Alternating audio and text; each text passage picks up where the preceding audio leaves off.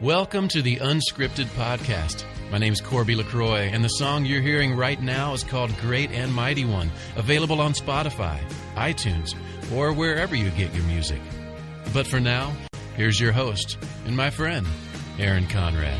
Great Redeemer, God of grace.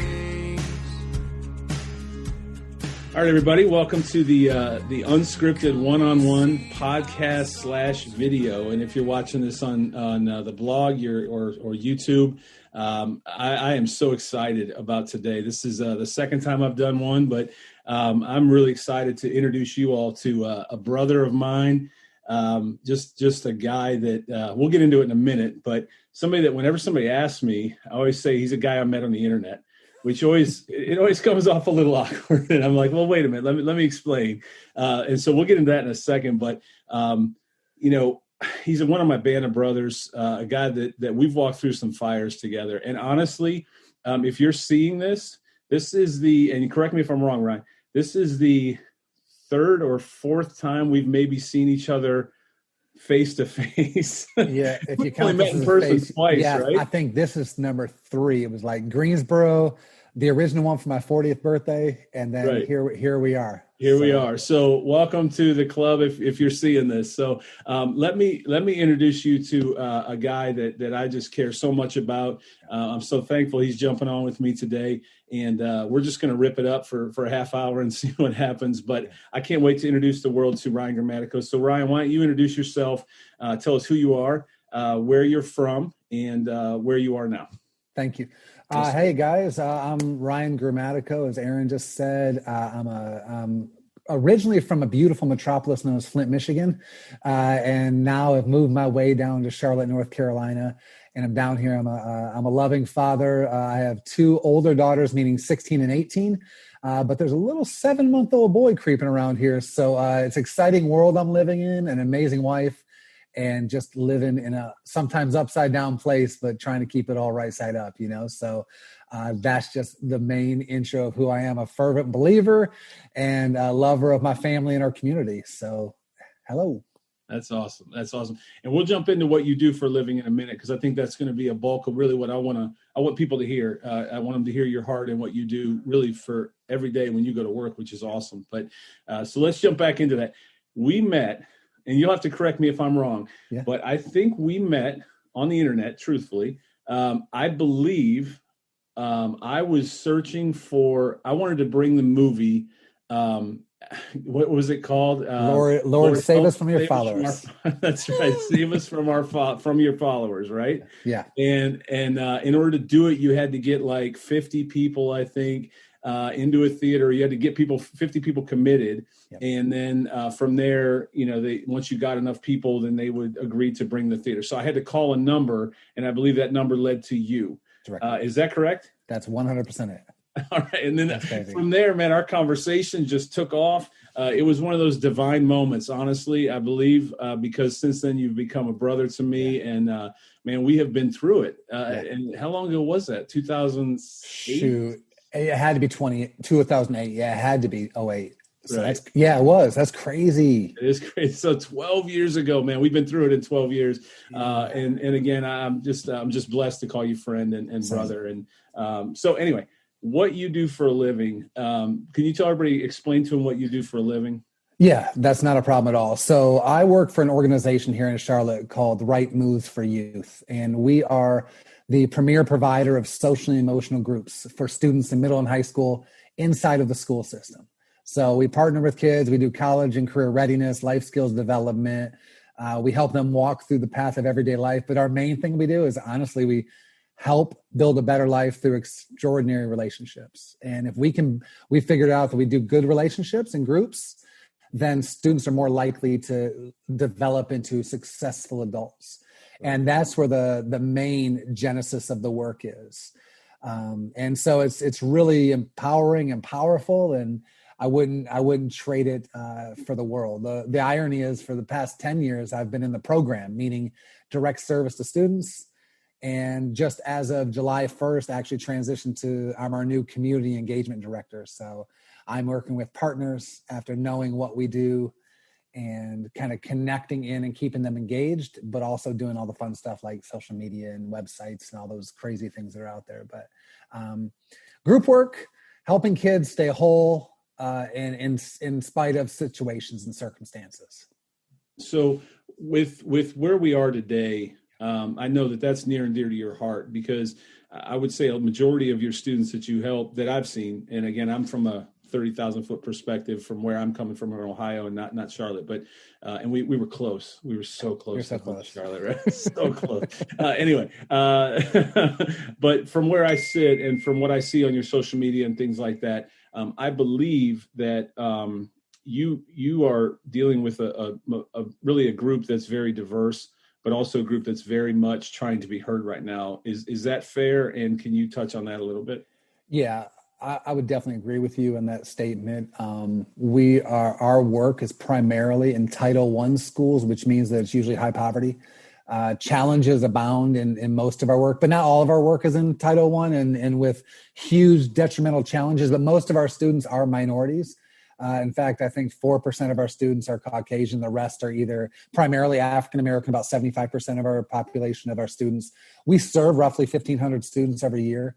So it's a large population of students. Charlotte has a reputation, a history of being a banking capital in this country, and good old South and all the good stuff like Bank of America and and all the other banking systems, Wells Fargo and things like that, capital. But the truth is, we're very segregated. There are many statistics and stories. In fact, I would challenge everyone to go and read the Opportunity Report that demonstrated that Charlotte in Mecklenburg County, it's the 50th worst city to live in to try to escape poverty if you're born into it. So young people are almost impossible to get out of it unless they have a lot of supports around them. And unfortunately, as big as our city is, it's tough to really surround them all the time. And that's really what your role is in the day-to-day, is to be one of those supports, right? 100%. We partner again with the school district. We were originally founded by the police department, and in ironic fashion in today's world, right, with what we're dealing with, right. And what our students are who are minorities having to wrestle against their perceptions of the police and law enforcement. Right. We get to, you want to talk about a luxury and a curse at the same time.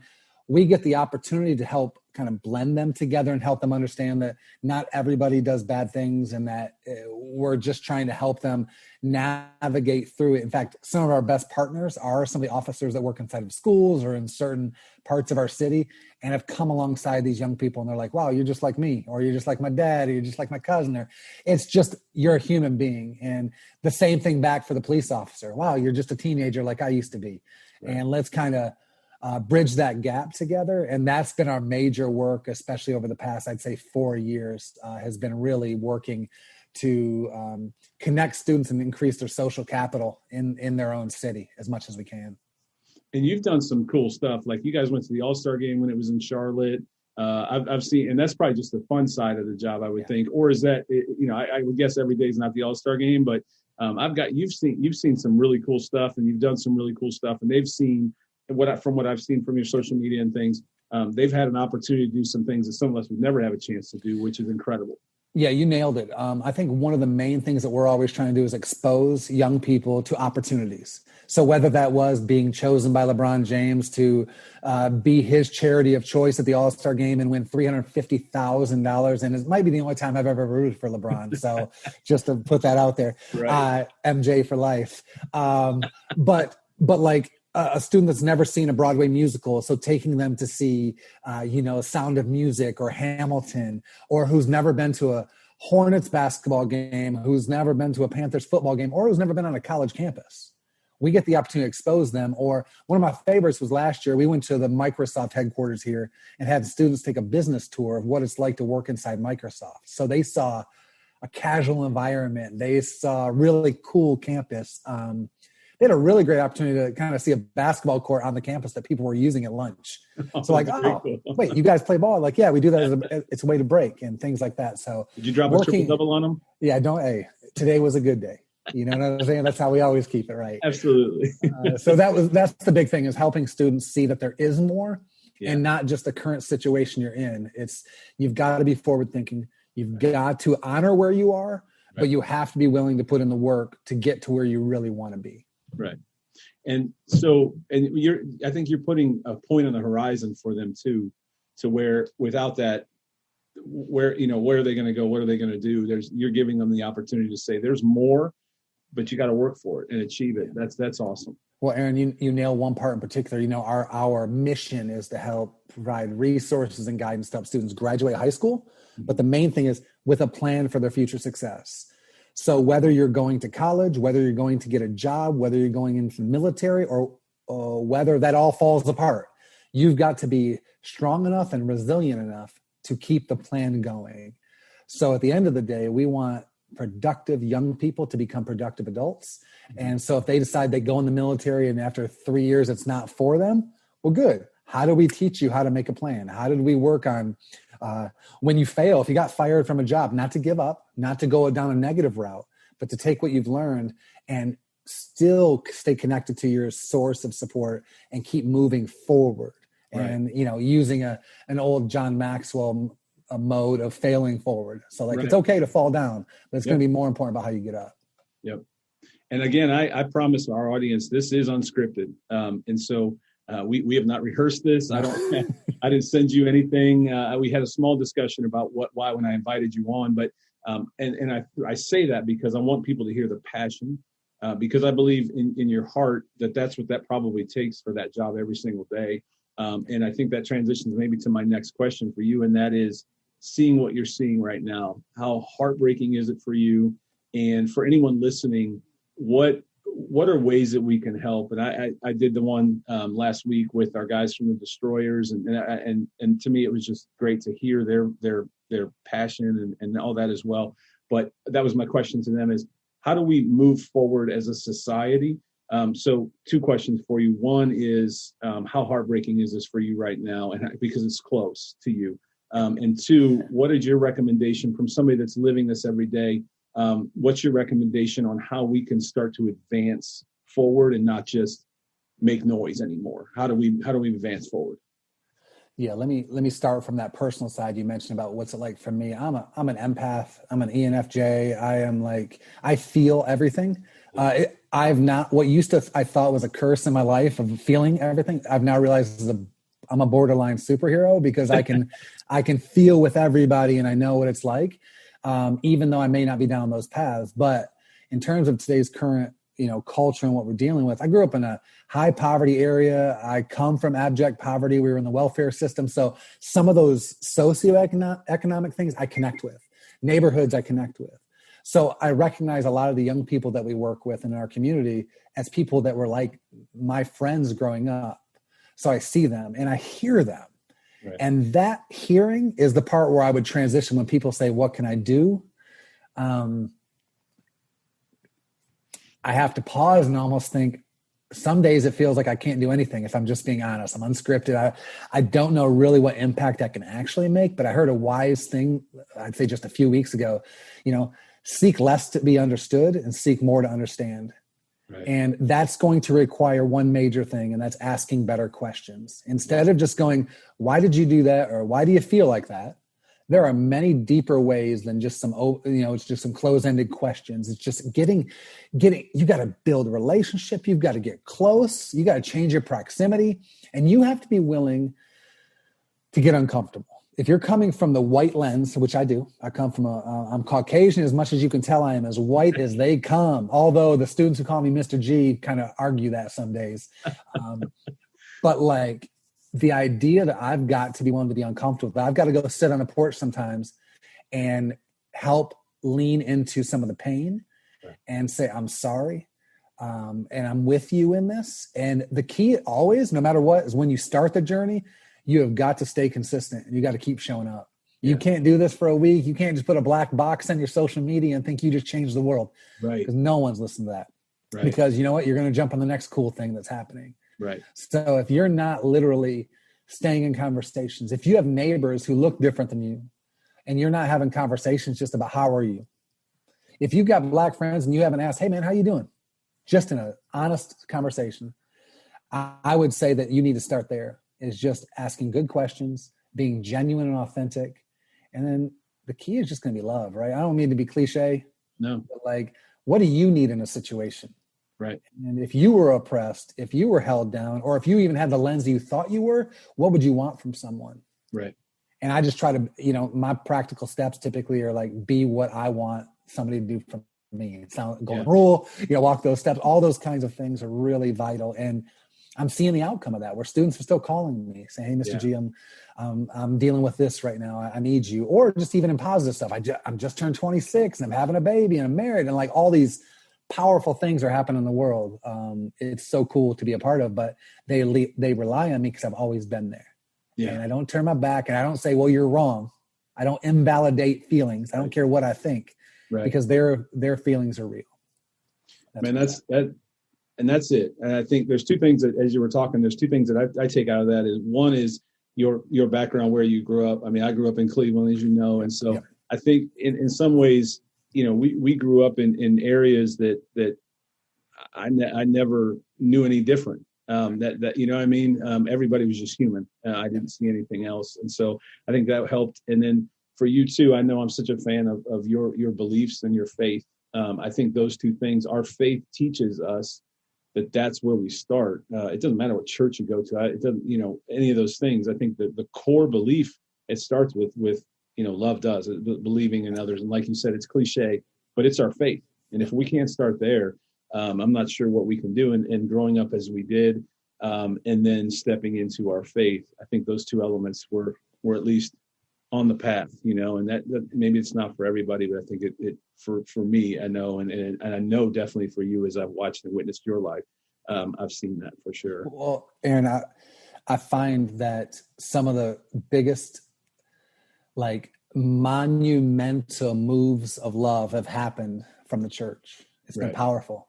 Yeah. But some of the most damage and some of the most hurt that we've ever seen ever has been from that same church. Right. Our country was founded allegedly on religious beliefs and all these different things, but honestly, it was on capitalism and money and on the backs of people and using those things. And it was always about classism.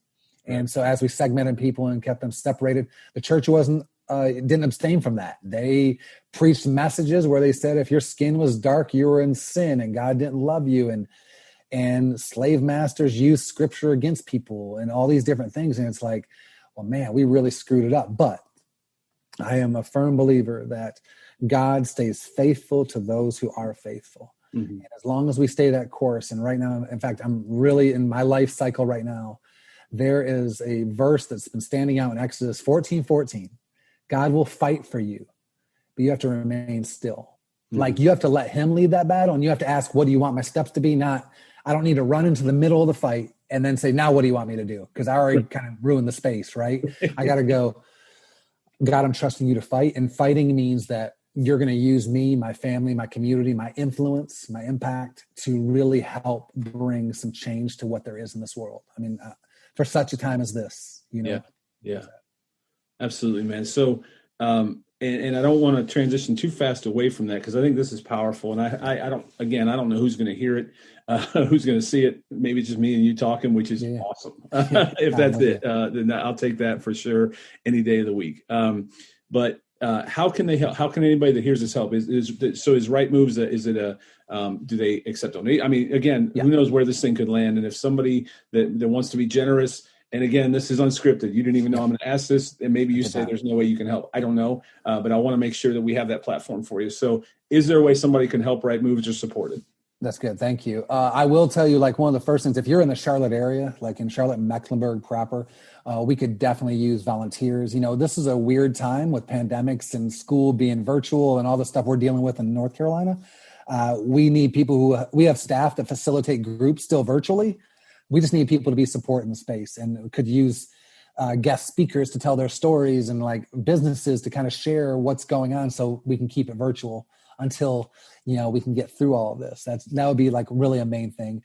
But truly, we know that we serve 1,500 students, but we're in a school district of 150,000. There are so many more kids that need it. And the only way it's going to happen is with money. And that's, I'm not trying to grovel or beg or anything like that, but I'm telling you, you go to rightmovesforyouth.org and there is a donate button. And I don't care if it's $5 or come on, 1 million. I'm not scared of it, But the fact is, all that money is put to the use that will help young people. And we've seen it. We've seen graduation rates increase. We've seen connection to things. We've seen more kids go to college. We've seen more kids get in less trouble. Like, that's important because those things will impact their future. Absolutely. So give your time, give that treasure. Like, honestly, like, it will matter to that. And I'm not just saying like, oh yeah, we use it all for overhead. No, I mean, like, it goes direct service and we give it to those young people, because one of the things that also, if you're not like, oh, I don't have money, but I can give you tickets to football games, even though we don't have football right now, but like things that could be donated, gift cards. Like, we incentivize students. Those kids go to sporting events and they go to different things because they earned it. They came to school. They didn't get in trouble. They stayed connected. They did what they were supposed to do. And we're dangling carrots. Right. So if you've got carrots in all those different fashions of gold, diamond, fruit, vegetables, I don't care. Like, send it on down. And so whether it's gift cards or cash, or like donations, things like that, honestly, it could be used, and it's in such a powerful way to see real work happen. And tell me, and again, I promise you all, this is unscripted. Yes. We did not rehearse this. I had no plans to do this, but I do want to give everybody that platform. So tell them one more time, what's that web address? Yeah, the web address is www.rightmovesforyouth.org. Okay. And you can also, if you're on any social media platform, if you look up Ryan Grammatico, that's a fun spelling. Hopefully Aaron put it in the comments down below like they do. It'll be there. But find me, DM me. I would love to answer questions. I know sometimes people are like, I don't really know much about it. Holler. Like, I'm an open book. I will have the same conversation with everybody we can, because I just believe in telling the story and letting them see the impact that's really, truly happening, and not just some fluff piece of a beautiful website, but like real impact happening in this world, making change. Yeah. Well, and I can promise you, if you call Ryan, you may end up on a Zoom call 12 years later, like we are right now. But one other thing I'd recommend too, having thought and been, this close to moving to Charlotte, is Waiting for Superman. Wasn't that primarily a documentary about Charlotte schools, or at least just the Charlotte Mecklenburg schools? Or there was a portion. I mean, I remember Harlem was highlighted. Okay. I feel like there was a portion in Charlotte. Forgive me. If not, it was very relevant. Oh yeah, without to doubt. Charlotte. Yeah. So the charter schools and all that kind of thing, and honestly, that was a factor in our decision because we've got a great school system where we are, and everybody was happy where we were, and that was a challenge for us in Charlotte, was the school system. Well, I mentioned the fact that we've got 150,000 students, a big city, one school district. Like, that's wild. Like, if you have a really let's call it a wealthy school with resource and all they have with high property taxes that can pour into the school, and then you have one right in the cut, like, it's going to be two different worlds, but it's supposed to be the same education from the same district. How's a district? It's just tough. Right. It is a challenge, and we're segregated. So people in their Southern ways, now I'm not knocking my Southern brothers and sisters, but there's still history that's not too far away. I mean, we're literally, we're just 50 years removed from people being able to vote and all sorts of stuff that was never existed before. So we have work to do in this city, and we see a lot more charters popping up, but the school district is really doing some major work. They're bringing in partners. They're really trying to make impacts, but it's going to take time. Yeah, but it'll move quicker if we have people rallying around that cry of saying, "Hey, we can make a better world for everybody." Right. One other thing while we're on that topic of compassion, because that's your day job is not your only compassion. Yeah. I know that you and I have donated, I think, to is it Equitas? Am I saying that right? Equitas, yeah. Equitas. So can you talk a little bit about Equitas real quick, since I know that you're friends? And it is Equitas. I'm sorry, you're right. I was just going to go Equitas. But so Equitas is an amazing organization that provides education in Malawi, Africa. And so with the work that they did a few years ago, I had the opportunity to fly to Malawi, meet some partners, dig part of a well, build a well pump. Like, it was awesome meeting with kids like from another part of the world, and not just one of those like Sally Struthers, like, look at this hungry kid thing. Like, but I was exposed. Like, I'll tell you, one of the greatest exposures I ever had was when I looked at a kid and I'm like, "Hey man, what's it like being this, like, you're in poverty like this? Are you okay?" And he's like, "What are you talking about? I'm not poor." We told him he was poor. He didn't think he was, because he's living in his life in his world, but we were in comparison. Yeah. So, but Equitas does amazing work with my good buddy, Steve Cook, does a great opportunity to build, like I said, schools, education in these rural villages where they don't have education. But the only escape, honestly, from poverty is in those areas, education. And that's no different than the United States. We just talked about it that way, right? Like we talked about segregated populations, the same in Africa is the same thing happening in the United States. So education is a leveler. And if we can help those young people move forward in ways, it may impact their families, which means that impacts their lineage. They get to break cycles. They break all the chains that have been on their family for generations. And it's all because we just decide from our own little bits we're gonna give. And I'm not gonna give one of those for the cost of a cup of coffee. You can make it. I'm not buying that because I know people have a lot more than just a cup of coffee, right? They now. I sit there and look at shoes sometimes. Like, I'll drop $150 on a pair of shoes, and I'm sitting there going, man, but $150 could really do. And all of a sudden I start looking, I'm like, let me write this. Let's get it out there because I've got shoes. I've got what I need. And until everybody else has what they need, maybe I need to put a pause on me for a second. Yeah. And start really giving back and making an impact. Well, you are the king of swag, even, and you make an impact. And as you can all tell, he's just a tad passionate about the things that matter most in this world, which is why I love this guy and have him on right now. So, and real quick, what's the way people can find out about Equitas? Same story, equitas.cc. Okay. Amazing, again, connection to them. They're just another one of those things I'm connected to that I just believe passionately about because of the connection to relationships.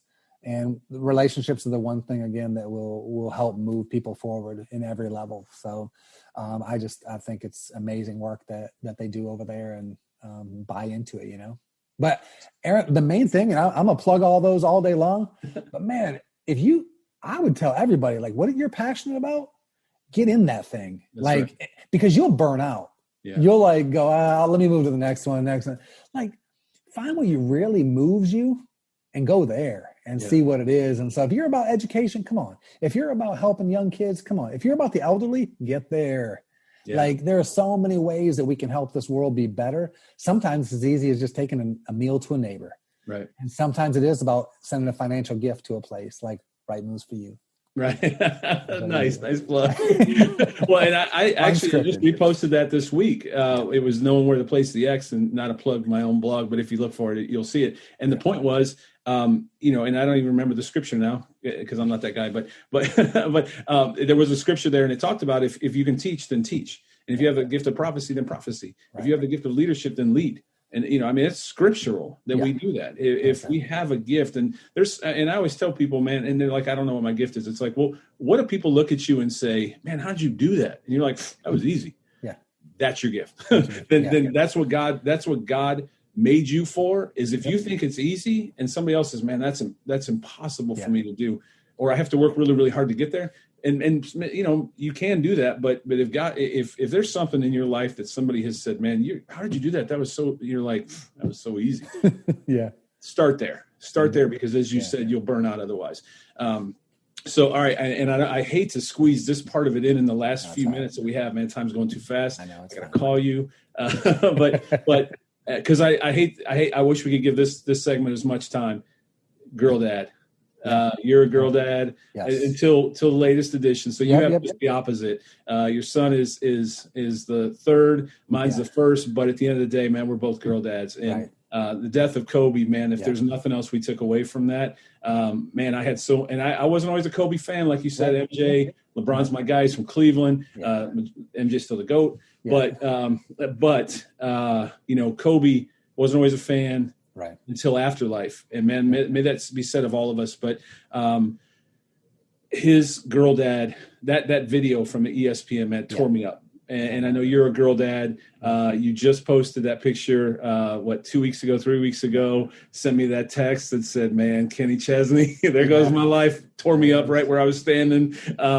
Man, talk about being a girl dad for a minute, because I know you're proud. Yeah, you talk about, look, I'm like lighting up now, just even thinking about that. Baby. Yeah. So Addison, being a freshman in college, just drove off and broke my heart to see her drive away. But I was so proud because of what we've poured into her and the young lady she is. And then her younger sister, who's now 16, Bailey, is a champ.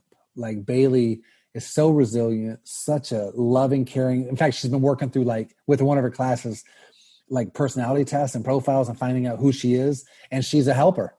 Yeah. And I could have already told you didn't have to take a test to tell me that. She's always been helping.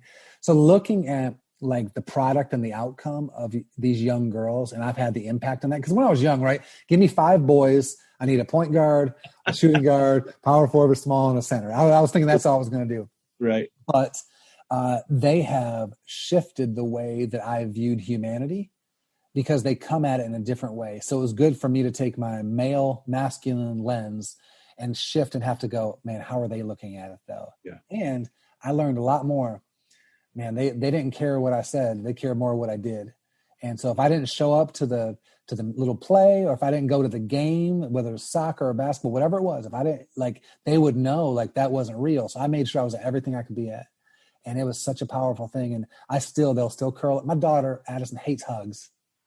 She'll hug the hockey out of me. Yeah. She knows that I just I adore her.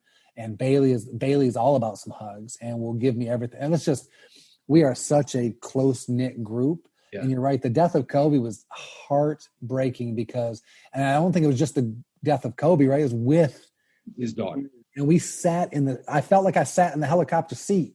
Right. As it's going down, picturing me having to deal with going down and holding my daughter. Yep. And so it sat real. And I'm like, I'm not going to live another month. I'm not giving flowers away at funerals anymore. I'm giving them before people are gone. So I want to give kudos out there. Aaron, you've been a shining example for me. We have chopped it up and iron sharpened iron over the years, man. But we have tried to lean into this parenting thing and champion for each other and tried to push it as far as we can. And man, you've been a trusted person for me. And I've appreciated that because they're an impact, honestly, because of 12 years of friendship with you too. Some of their outcome is because of the things we've sharpened with each other and the fires we had to go through. And that's what made us stronger. So thanks to you, man, and Heather, you guys are freaking goats. Please. Well, I would say, and so I'll rebound that back. I mean, again, we've met in IRL twice. Yeah. And both times, especially the night that your 40th, I got to stay at your house. Yeah. And man, those girls treated me like I was literally like I was your brother. I've never met them before in my life, but man, they treated me with we were cutting up. They were cutting up. I mean, I felt like a part of the family with them. And one of them even let me sleep in her room. Yeah, that's right. Clarify, unscripted. But no, I mean, she, gave up her room for me. And man, they've always treated me like family. And I've appreciated that. And again, as you said, we've learned from each other. There's no manual, there's no script. But they're beautiful girls. You have a beautiful family. I can't wait to meet the youngest guy. Yes, sir. So I need to get on a plane or get in the car and get down to Charlotte. And maybe we have to come up. Excuse to go to North Carolina. So. Well, maybe we have to come up that way because Oh, that ain't gonna play well here, man. You had everybody up until that moment. To all the Ohio people, hey, be gracious, extend love, know that we can. It goes back to what we said earlier. We gotta love. So. All right, we got like one or 2 minutes. Best book you're reading right now? Man, you are getting after me. Man, it's going to make me mad because I feel like I want to dig into it right now. But the 4 agreements, I'm not sure if you're familiar with it, but it's about the 4 agreements. What do you agree with? These 4 major factors. It's a continual read for me all the time. I read it probably once a year. I'm in the middle of it right now, and it just talks about what you agree with about yourself.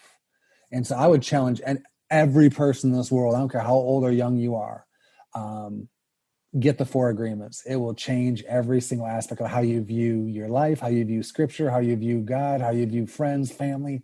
It will, you're like, oh, I need to bring this to the table. And that's what it's going to be, because it's at the end of the day, if you don't agree with the good parts of yourself, you're just a wounded warrior running around out there, and you don't know, you're not as strong as you need to be. So it's let's agree with the best parts of ourselves, and it will turn it upside down. I think it's definitely the book to get hold of.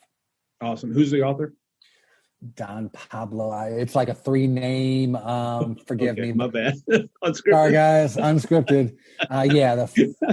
It's gonna drive me crazy. I'm sorry. I called him Don Pablo. It's something along that line. I can't remember exactly what it is, but it's such a gripping read, because the more I kept reading it, the story itself was engulfing my own life every time. I'm like, oh yeah, I needed to hear that, especially when I work in human services. So I need things to keep me grounded and to help me be, my best self, so I can be my best self for other people too. Well, man, you've always been your best self to me. I can't thank you enough for being on today. We got to do this more often, even if it's not recorded. It's just you and I cutting and ripping up. I need to get down to Charlotte. You need to get up here. And thank you so much, man. Last again, links one more time, just in case anybody missed it. And I will put it in the post too, but links one more time for everything we talked about. Not a problem. You can go for our organization with www.rightmovesforyouth.org, not Right Moves for You, youth, youth.org. You can check out equitas.cc, and you can also find me on all those fun social media platforms at Ryan Grammatico. He is a great friend. He's a great follow. And hopefully, some people ring you up or hit you up after this, just to, if nothing else, to be a friend. It'll be the richest thing you've ever done. So I love you, brother. Thanks for coming on. And we'll see you real soon. All right, man? Appreciate it, man. Thanks, dude. Thanks for joining us for another episode of the Unscripted Podcast with your host, Aaron Conrad. Make sure to like, share, follow, and review on your favorite podcast platforms. Also, make sure to check out my song Great and Mighty One on Spotify, iTunes, or wherever you find your music. We'll see you next time on Unscripted with Aaron Conrad.